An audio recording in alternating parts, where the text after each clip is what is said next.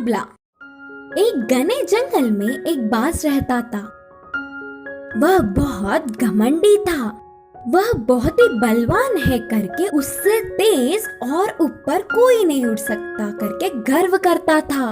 इससे बिना किसी वजह से हर एक पंछी की मजाक उड़ाते हुए चिढ़ाता था। एक दिन बाज को कहीं कुछ भी सूझ नहीं रहा था, तो ऐसे ही खाली बैठकर उसे कोई तो मिलेगा ही करके इंतजार कर रहा था। तभी उस तरफ से उड़ता हुआ जा रहे पंछी को रोककर कहा, हाँ, थोड़ा बल भी नहीं है और ना ही सुंदर हो, शायद अभी उड़ना भी नहीं आता। देखो तो मेरे आंखों के सामने कोई कीड़े की कूदने की तरह लग रहा है।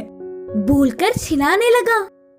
उन बातों से पंछी को बहुत गुस्सा आया और कहा, मुझे तुम्हारे जैसे आकाश में उड़ने की कोई जरूरत नहीं है। हर किसी के अपने अपने सामर्थ्य होते हैं। अच्छा, ऐसा है क्या? तो फिर मुझसे मुकाबला करके तुम्हारे सामर्थ्य से मुझे हराओ, देखेंगे। मुकाबले के लिए पंछी मान गए और तुरंत मुकाबला क्या है बताने को बाज ने कहा, इधर से हमारे उड़ने का मुकाबला शुरू होगा। उधर दूर के बड़े पेड़ को पार करके इधर वापस लौटने वाला ही जीतेगा। इसके लिए बाज भी मान गया। पहले से ही बाज चालबाज है करके उधर ही आसपास के सारे पक्षियाँ जज बनेंगे करके बोले। मुकाबला शुरू होने के तुरंत पंछी उड़ता हुआ हवा में जेट से चली गई। कैसे भी जीतना मुझे ही है करके बाज अपने मजबूत पंखों को फैलाकर धीरे से मुकाबले में उतरा। वे दोनों पेड़ों के बीच से उड़ने लगे और वह पेड़ बहुत ही बड़ा और ढालों से घना था।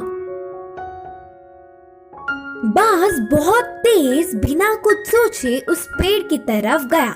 इससे उसके दोनों पंख दो ढालों के बीच फंस गए। वह ना ही आगे जा पा रहा था और ना ही पीछे। ऐसे ही बहुत देर तक तड़पने लगा।